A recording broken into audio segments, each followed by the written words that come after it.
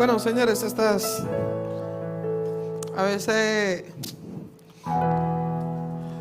estos momentos son tan solemnes y tan bonitos porque el Señor nos permite por medio de todos los escenarios poder expresar el diseño de Dios por medio de las Escrituras.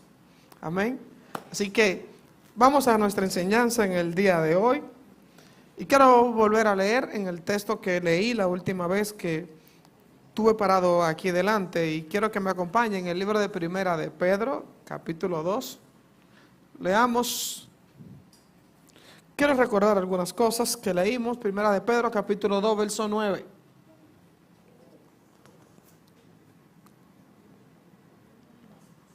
Leemos. Mas vosotros sois. Este texto hicimos resaltar aquel momento donde leímos como Pedro dice, mas vosotros sois, y narra cuatro cosas que dice que nosotros somos. Dice, primera, linaje escogido; segunda, real sacerdocio; tercera, nación santa; y cuarta, pueblo adquirido por Dios. Es importante que entendamos esta parte que dice un pueblo adquirido. Aquello que se adquiere fue alguien que compró. Entonces, quien compra pierde la titularidad de lo que es el dueño, la titularidad de quien la tenía, y ahora pasa la titularidad a quien lo compró. Dice pueblo adquirido por Dios. Y la siguiente parte dice el propósito de para qué Dios hace esta transacción. Dice, para que anuncies las virtudes de aquel que os llamó de las tinieblas a su luz admirable. Señor, gracias por las Escrituras, porque en ellas entendemos que encontramos la palabra de Dios. Permite que por medio de ellas nosotros podamos encontrar la dirección que tú permites que nosotros tengamos que cruzar. Señor, gracias, porque tu Escritura nos desnuda y ella pone en evidencia aquellas cosas que necesitamos. Padre, en el nombre de Cristo, amén y amén. Quiero recordar algunas cosas que nosotros estuvimos enseñando la última vez para que podamos hacer una especie de conexión acerca de lo que venimos hablando. Este trimestre venimos hablando acerca de la expresión de la cultura, cómo la cultura se expresa. Y en el día de hoy me topé con un pequeño corto video de acerca de 30 segundos de cuando Wellington expuso la primera vez, creo que fue este año, acerca de donde él decía que la cultura establece los parámetros, establece de cómo se viste, de cómo se modela, de qué cosas se quieren. Y yo le podría añadir, la cultura establece cuál es el apetito que se come y qué no se come. Por lo regular, cada gentilicio, cada grupo cultural, cada etnia cultural, tiene comida que evidencian la cultura. Podemos tener algunas culturas regionales que establecen la comida o fuera de otro país. Por ejemplo, nosotros conocemos que en México se caracteriza porque la comida tiene picante. En Colombia, por lo menos en ¿dónde fue que fuimos? ¿Dónde era que estábamos? En Cartagena. En Colombia, en Cartagena, tienden a ellos a tener la cultura de que la comida le ponen azúcar. Ahí fue la primera vez donde yo vi que la habichuela de la comida normal le ponían azúcar y hacían un moro con azúcar, cosa que nosotros como cultura no establecemos. Pero sin embargo, este país tiene esas expresiones culturales que van de acuerdo a la región. Hay algunas que se han perdido y otras que todavía quedan en el recuerdo. Este país, por ejemplo, aquí en Santo Domingo, todo el mundo tenía que en Villamilla se daban un tipo de comida poco dietética que la gente acostumbraba.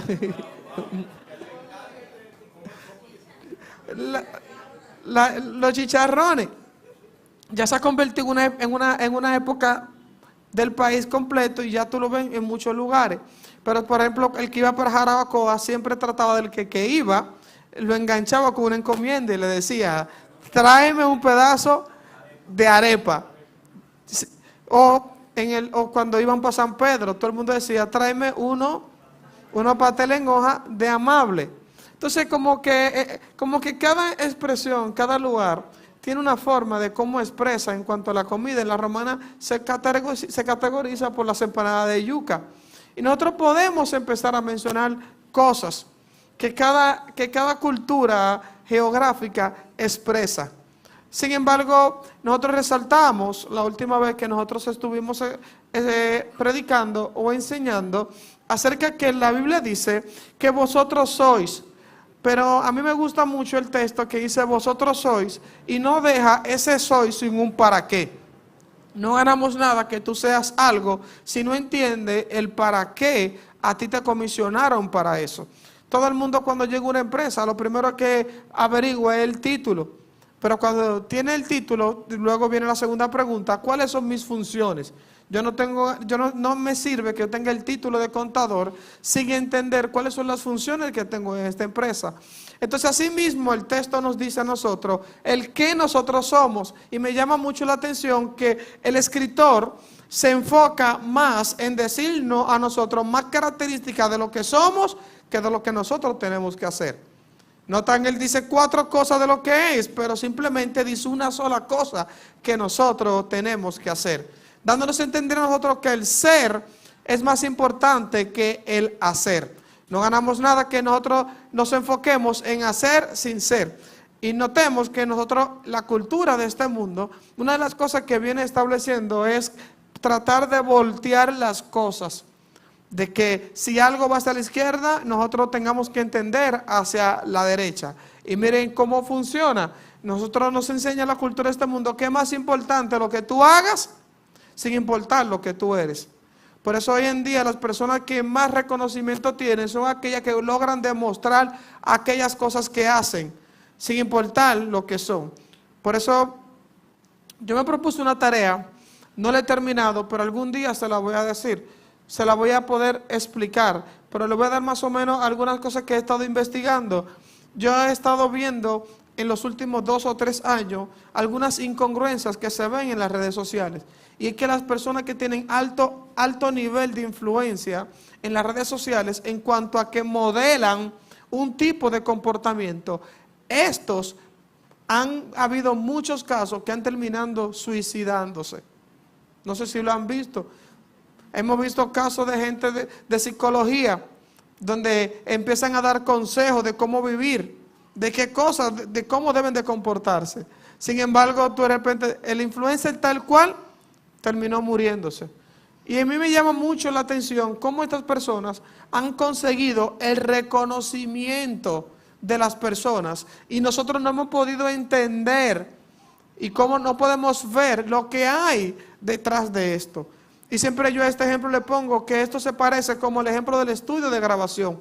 Yo no sé, señores, yo sufrí en el 2004 o 2003, creo que fue por ahí, antes, en el gobierno de Hipólito, yo sufrí una decepción enorme.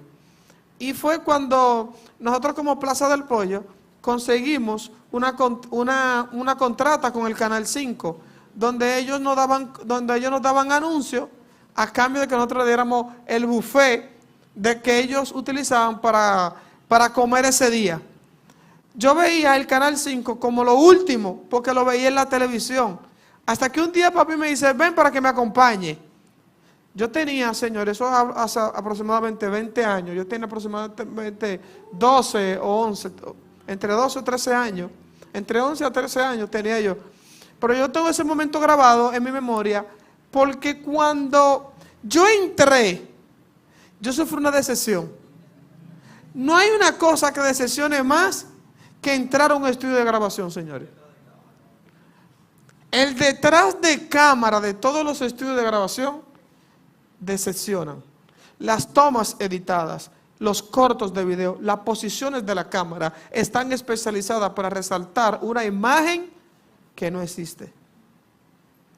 Y así nosotros, sin darnos cuenta, vivimos actuando en el día a día detrás de un estudio de grabación. Todos nosotros por medio de las redes sociales somos las mejores personas. Nuestros estados somos los más cristianos. Nuestros estados hablan acerca de la dirección hacia donde nosotros vamos. Todos nosotros en las redes sociales somos los más familiares. Todos nosotros somos el padre más atento. Sin embargo, las crisis que se viven a los internos de nuestros hogares son altamente preocupantes. Y hago este paralelo porque el texto dice para que anunciemos las virtudes. Recuerdo aquella vez, la última vez que estuvimos enseñando, que cualquier persona puede pararse aquí delante o en cualquier escenario, anunciar las virtudes de alguien. Una de las cosas que existe la política es que tienen muchas personas que hablan acerca del presidente de turno. Y ellos de manera constante empiezan a decir las virtudes del presidente de turno. Cada vez si hoy está gobernando Abinader, vamos a escuchar muchas personas hablar de sus virtudes. Cuando estaba gobernando Danilo Medina, había muchas personas hablando de sus virtudes. Hoy en día nosotros también tenemos muchas virtudes que vivimos anunciando las virtudes de las redes sociales, anunciando las virtudes del influencer del momento. Pero sin embargo la Biblia dice que nosotros nos llamaron para anunciar unas virtudes, pero estas virtudes tienen que ser de alguien en específico, no del influencer del momento, ni de las redes sociales que tú normalmente consumes, sino que tú estás llamado a hablar de las virtudes de alguien que hizo un trabajo en tu vida. ¿Y cuál fue el trabajo que hizo ese alguien? Que te trasladó, te llamó de las tinieblas a su luz. Entonces las virtudes que nosotros tenemos que anunciar son aquellas virtudes de aquel que me llamó en la condición en la que yo estaba. El verso 10 de la carta dice, vosotros que en otro tiempo no eran pueblo. Entonces noten y enlacemos, dice que nosotros nos llamó, ¿en dónde estamos cuando nos hicieron el llamado? Estábamos en una condición de tiniebla. Dice vosotros, Él nos llamó de las tinieblas. Hay otro texto en el libro de Efesios que dice que nosotros éramos también tiniebla. No simplemente que la Biblia habla de la tiniebla como un lugar, sino también habla como una realidad de lo que éramos.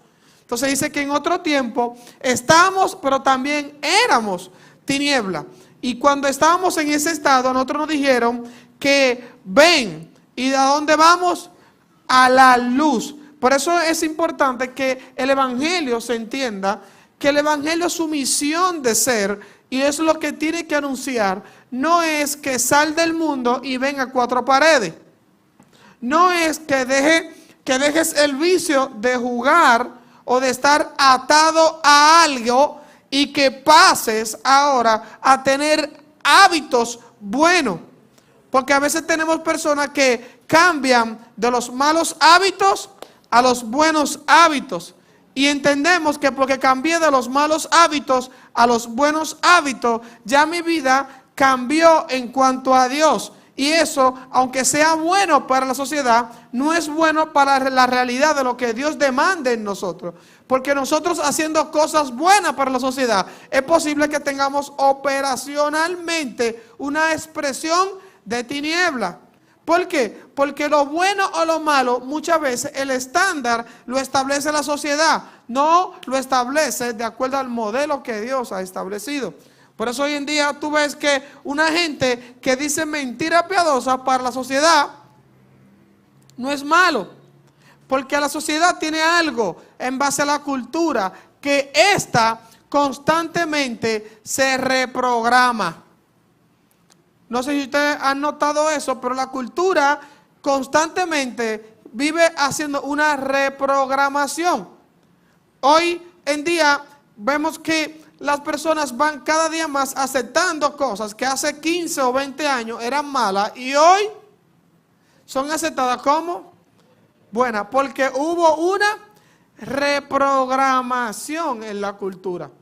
Por lo tanto, el modelo de hacer lo bueno o hacer lo malo no debe ser el modelo estándar de que nosotros como iglesia debamos expresarnos. Entonces dice que cuando nosotros estábamos en tiniebla, teníamos una condición, y era que se nos llamábamos que no éramos pueblo. Cuando dice que la Biblia dice que no éramos pueblo, era que no pertenecíamos a la familia de Dios. No teníamos la condición de nosotros poder ser parte de las cosas de Dios. Sin embargo, ahora que nosotros en otro tiempo no éramos pueblo, pero ahora soy pueblo de Dios. ¿Y cómo fuimos nosotros pueblo de Dios? Analicemos el proceso que establece el texto. El texto establece que nosotros somos pueblo de Dios primero porque nos adquirió. Diga conmigo, me adquirieron. Todo aquel que pasó de muerte a vida, donde la luz del evangelio le ha resplandecido, tiene el beneficio de que Dios lo adquirió. Y como lo adquirió, ahora me dio un derecho legal. Y ahora que yo soy su pueblo. Y ahora como soy su pueblo, dice, en otro tiempo no había alcanzado misericordia. Pero ahora como soy su pueblo, ahora que alcancé misericordia. Entonces nosotros vamos a anunciar, ¿qué vamos a anunciar? Las virtudes. Entonces cuando hablamos de la expresión de una cultura, de lo que te expresa, estamos hablando de un anuncio. Estamos hablando de comunicar algo, de darle a entender a alguien algo. Y es importante que nosotros tengamos definido con claridad cuáles son esas cosas que nosotros tenemos que comunicar. Porque posiblemente se estamos comunicando cosas que no tengan que ver con la expresión propia de la cultura de la iglesia. Cada pueblo tiene una misión de expresar. Si nosotros analizamos y ponemos una perspectiva de lo que es la misión evangelizadora, en cuanto a lo que es el evangelio, pero también en la misión de conversión en cuanto a lo que son las culturas. Una de las cosas que toda la cultura, sin importar la región donde éstas se generan, toda persona que llega ante ella tiene una misión y es de convertirla en parte de ella. Y noten que esta conversión comienza cambiándole el lenguaje y la forma. Y no hay un lenguaje que se cambie más rápido, señores, sino cuando las mismas hablan el mismo idioma. Si no, pregúntale a un dominicano cuando viaja a Puerto Rico, que de repente le cambia la forma en que utiliza y sin ser propio del país, empieza a hablar exactamente como hablan los puertorriqueños. Porque su finalidad de cada cultura es cambiar. Por eso es importante que sepamos tres cosas. Primero, nunca vamos a poder expresar con claridad algo que no entendemos. Si nosotros no entendemos cuáles fueron las virtudes, cuáles son las virtudes de aquel que nos llamó de las tinieblas a la luz, no tendremos nada que expresar. Y nosotros tenemos que tener mucho cuidado de qué tiempo y en qué momento nosotros tenemos que tener esta misión de expresar a. Porque a veces nosotros creemos que la expresión de la cultura se refiere a las cuatro paredes o se refiere cuando yo estoy hablando simplemente de las cosas de Dios. De esto han venido algunos comentarios. Comentarios como cuál, cuando voy a orar, habemos algunos que decimos, vamos a ponernos en comunión, dando a entender que nosotros podemos hacer switcheo. El segundo comentario que ha venido es de la vida secular y de la vida religiosa. Por eso nos da una licencia de que la vida secular puede admitir ciertos comportamientos. Sin embargo, la vida religiosa no lo admite. Si tú vas en los asuntos de la iglesia, tú tienes que tener una vestimenta, pero si en lo secular, no importa la forma en la que tú te vistas. Nos da licencia. Si tú vas para una actividad de la congregación, donde se trata de la recreación, tú tienes que tener una vestimenta. Pero si la congregación no está involucrada, la vestimenta que tú tienes puede ser otra. Eso nos da licencia de que cuando me estoy viendo, yo tengo una ropa donde me cubro más, y cuando no me ve, yo tengo otra ropa que no importa lo que me cubra. Porque entendemos que podemos separar las vidas. Y como la vida secular tiene un comportamiento, entonces a veces yo entiendo que yo me voy a comportar de una forma cuando esté en lo secular y me comportaré de otra forma cuando tenga que ver. Miren, esto puede ser un poco drástico lo que voy a decir, pero yo meditaba y yo decía, mira, hay ropas que tienen que ver en cuanto a la formalidad, pero hay otras que tienen que ver en cuanto a la ética del comportamiento. Y yo le diría a ustedes, señores, si hay una ropa en cuanto a la ética, no en cuanto a lo formal, presten atención, que tú entiendes que no calificas, para congregarte como iglesia, deberías analizar bien si califica para tu vida. Porque sin darnos cuenta, nosotros poco a poco reconfiguramos nuestra vida en dos aspectos. Y estamos comunicándole a las personas que yo, cuando estoy fuera de los ámbitos eclesiásticos, puedo vestirme de una forma. Y cuando estoy dentro de lo eclesiástico, puedo vestirme de otra. Por lo tanto, no podemos expresar nunca algo que no entendemos. Segundo, no podemos expresar algo que no vivimos. Pero tú no vas a vivir algo que no entiendes, pero tampoco podrás expresar algo que todavía no ha incorporado. Yo siempre pongo el ejemplo de que la verdad nos llega a nosotros como en cinco formas nos llega a nuestra vida. La primera es que nos llega como información. Por ejemplo, muchos de nosotros, yo, por ejemplo, conmigo mismo, yo te puedo hablar de Roma, Italia, historia, de Grecia, Egipto, pero yo nunca he ido a Egipto, nunca he ido a Roma. Entonces, para mí, el hablar de Roma es una información. Es una información. Luego está la segunda etapa, y es cuando la verdad llega en forma de conocimiento. Donde yo tengo información, ahora yo conozco con claridad acerca de lo que estoy hablando. Pero muchos de nosotros a veces conocemos algo, pero no lo entendemos. Por ejemplo, yo me aprendí la fórmula de Albert Einstein de la energía. Energía es igual a mc2 al cuadrado. Yo lo conozco eso, pero no lo entiendo. No lo entiendo. No lo entiendo, de verdad. Pi es igual a 3.14, yo lo conozco. Yo lo conozco. ¿Para qué sirve? No sé, pero lo conozco. Entonces, la tercera expresión de la verdad cuando nos llega a nosotros es como entendimiento. Cuando logramos entenderla. Entonces, hay un puente interesante entre lo que conozco y entre lo que entiendo. Y esto es peligroso porque el conocimiento produce algo en nosotros que genera una falsa percepción de que entendemos. Porque el conocimiento por lo regular viene y nos cambia el vocabulario.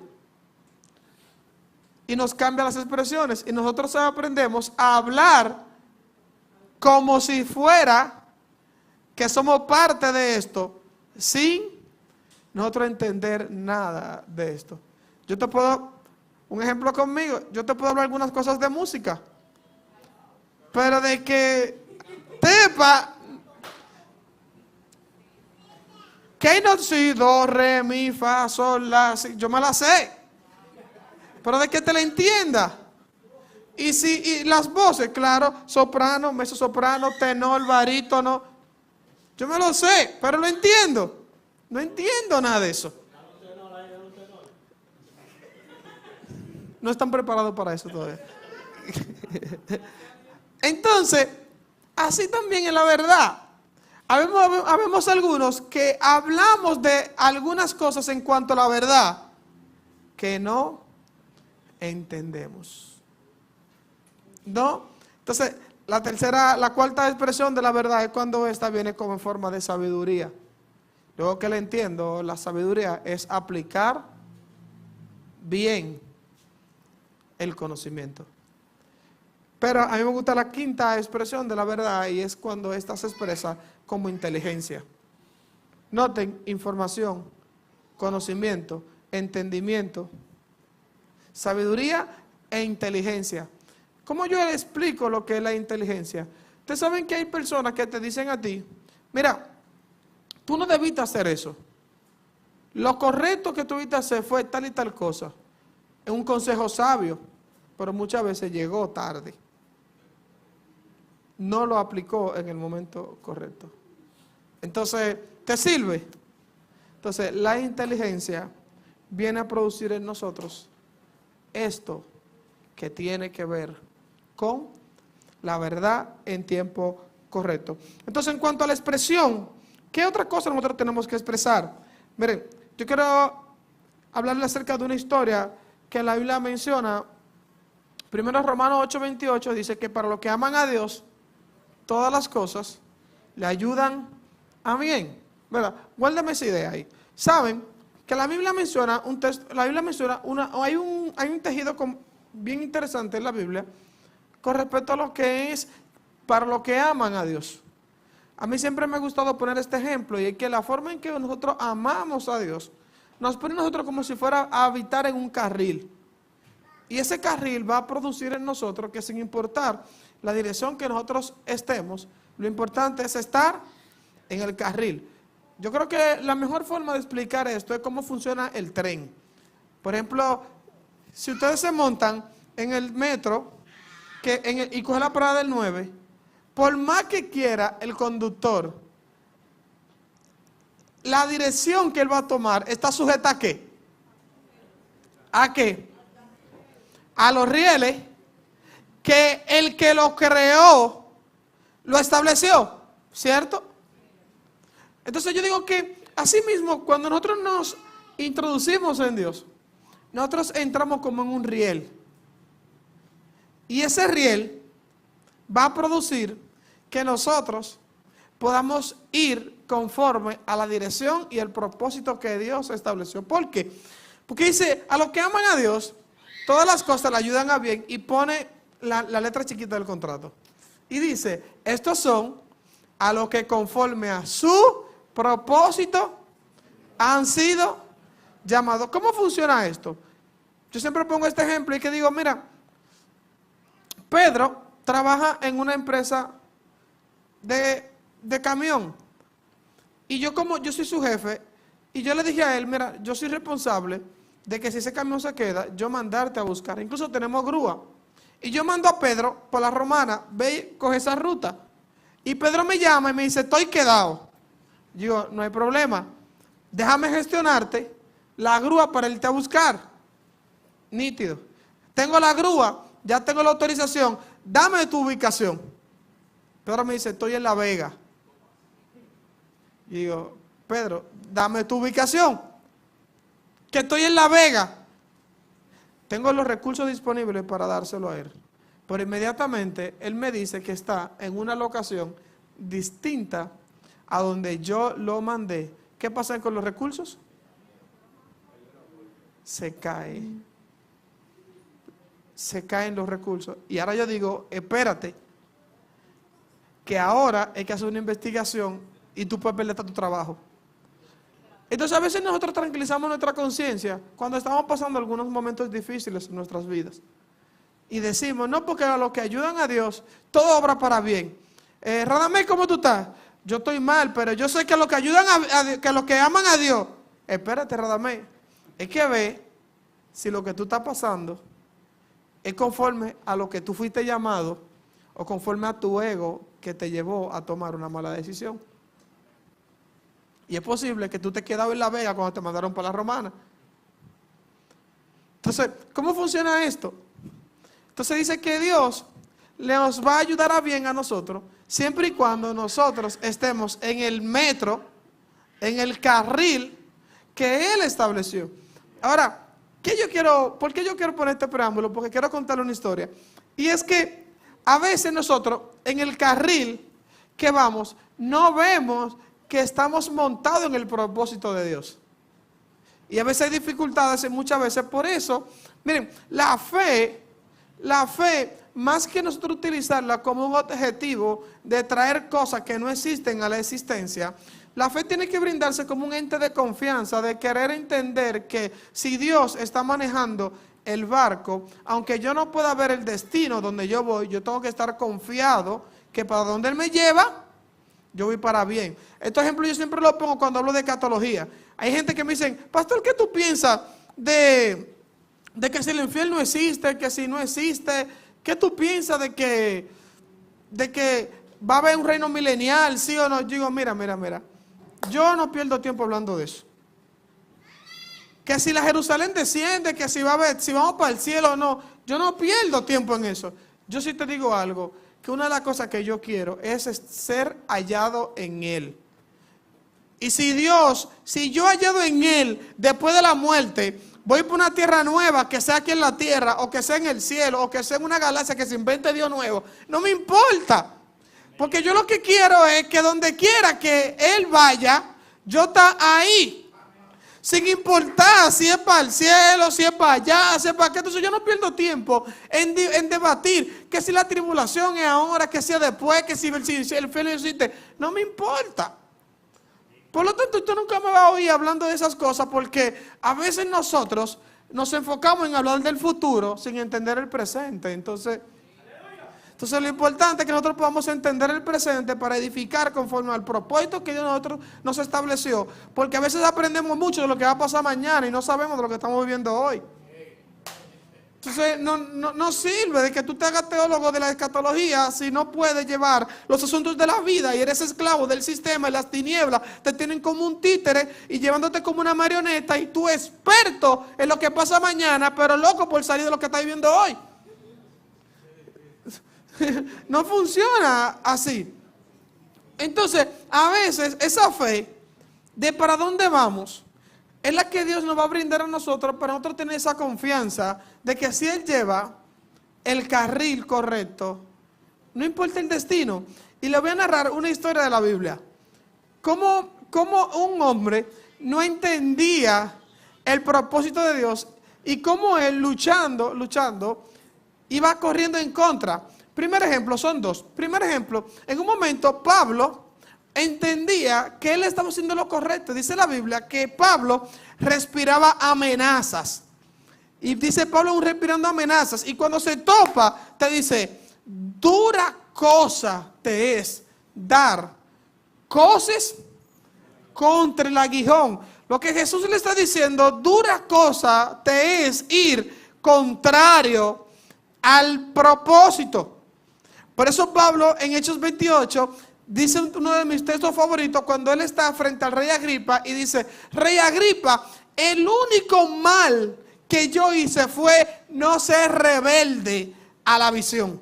A que lo que se me presentó, yo no fui rebelde. Para Pablo en el contexto, ser rebelde era que le dijeron lo que tenía que hacer y en vez de él ir hacia donde lo mandaron, él dio la espalda. Eso es ser rebelde. Que muchos de nosotros también somos rebeldes a la visión porque se nos dice lo que tiene que hacer. Reconocemos qué es lo que tenemos que hacer y nos vamos contrario. Entonces, a veces nosotros somos rebeldes a la visión. Tú sabes el llamado. Dios te puso don.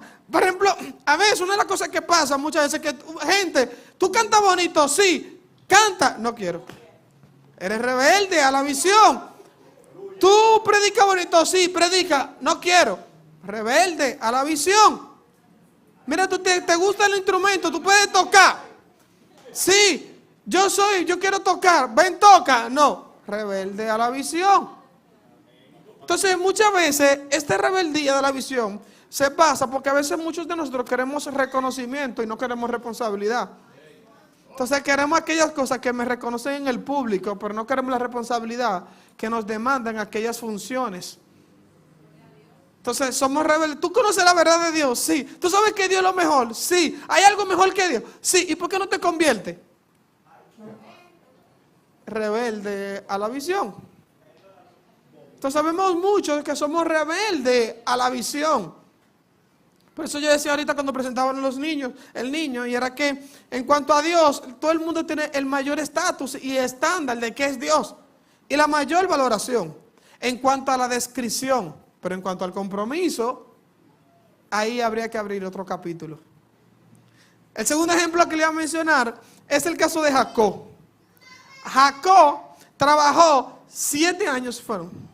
7 años ¿por quién? Por Raquel. 7 años por Raquel. ¿Y a quién le dieron? Le dieron a Lea. Dice la Biblia que Lea era de ojos extraños, ¿será que? Dice que Lea era de ojos delicados. Diga conmigo, Lea era Vica. Era Vica. Ojos azules. Saliendo de Johnny lo voy a creer.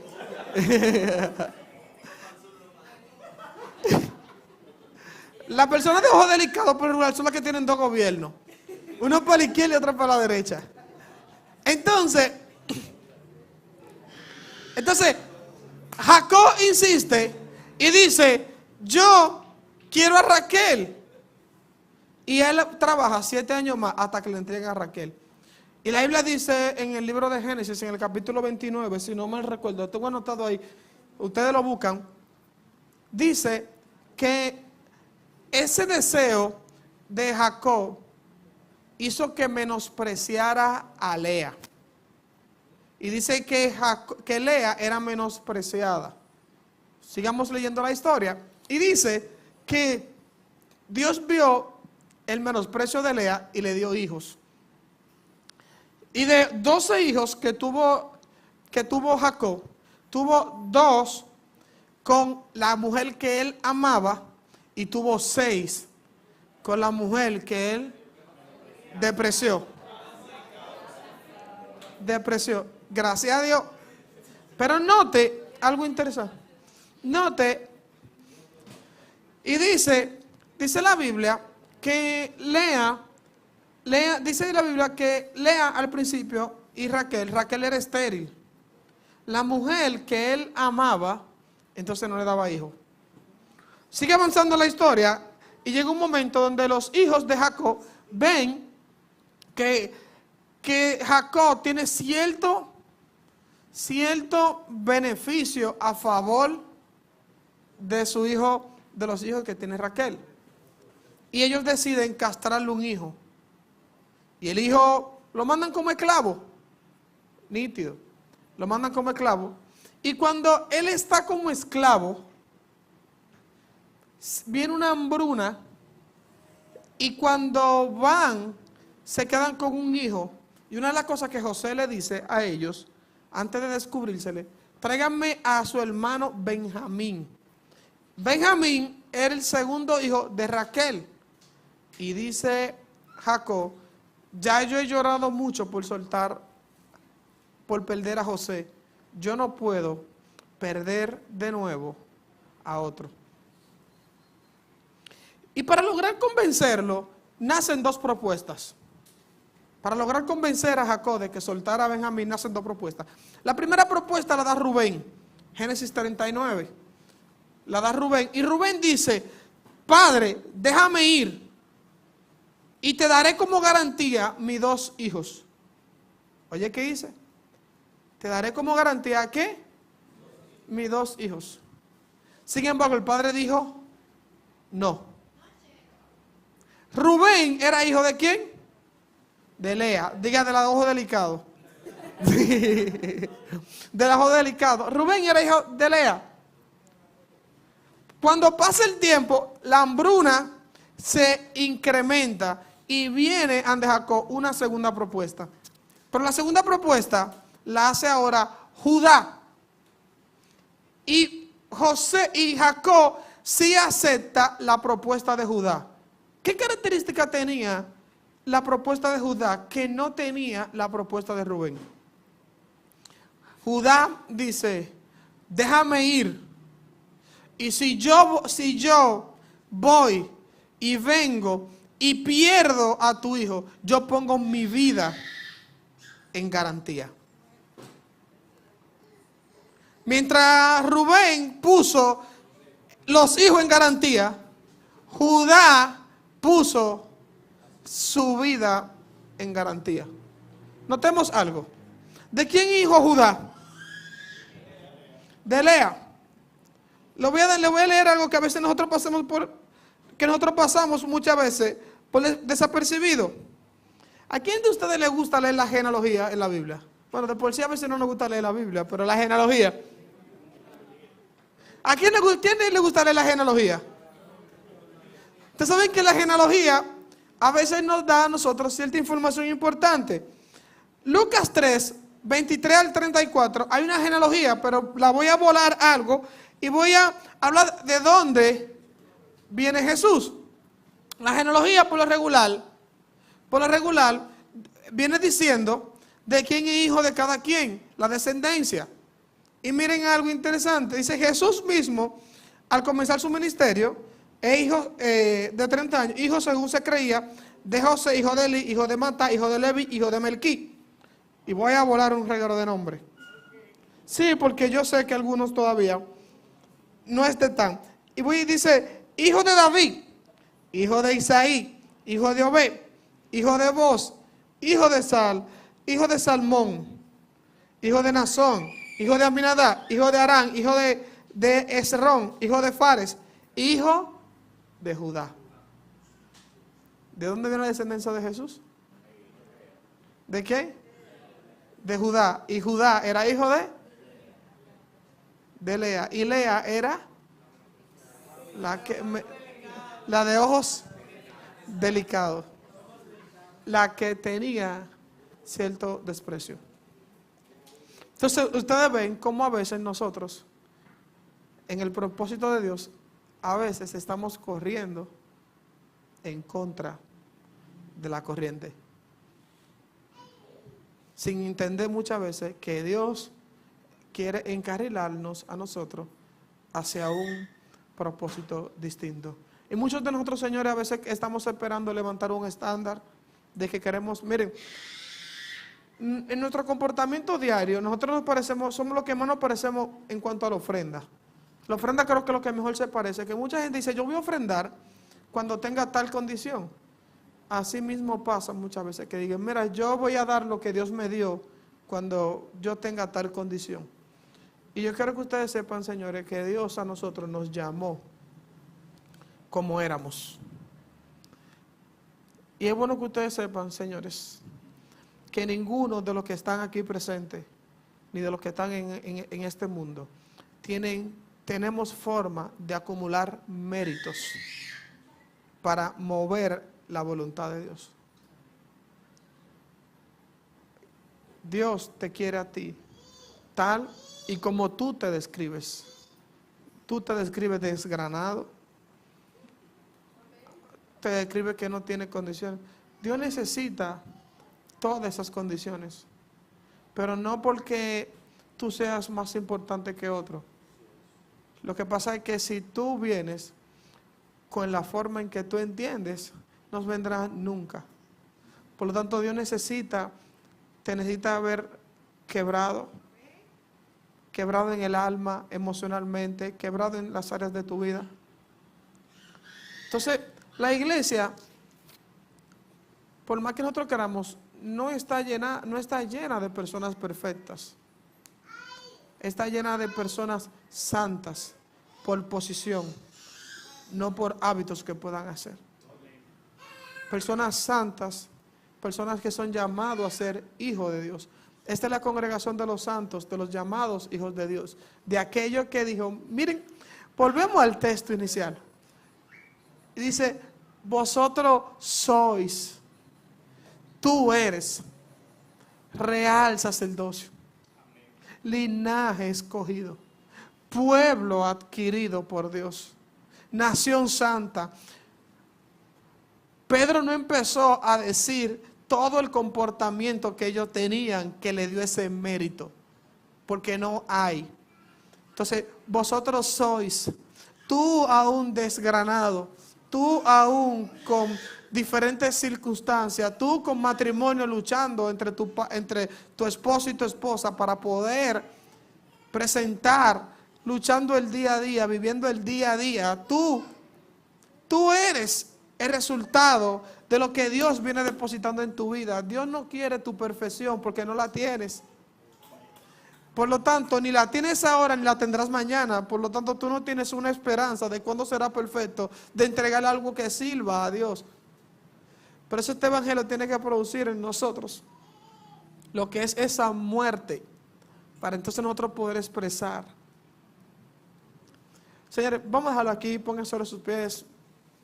Miren, es importante que nosotros podamos abrazar en verdad qué es lo que nosotros queremos expresar. Y que el Señor dentro de esa expresión nos permita entender que no queremos, señores, no queremos ni ser rebelde a la visión, ni negarnos, ni estar luchando dando cosas contra el aguijón. No debemos de caer en esas cosas. Entonces, ¿qué tú quieres expresar? ¿El hombre perfecto o el hombre de Dios que hay en ti?